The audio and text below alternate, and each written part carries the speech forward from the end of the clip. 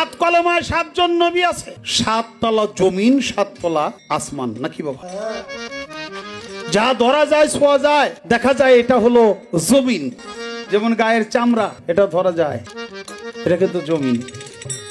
হাড় রক গেলে দেখা যায় ধরা যায় জমিন। সাত তবকা জমিন আর সাত হলো আসমান। আসমানটা ধরা ছোঁয়া যায় না, ওই আসমানে বসবাস করে সেই কলেমা।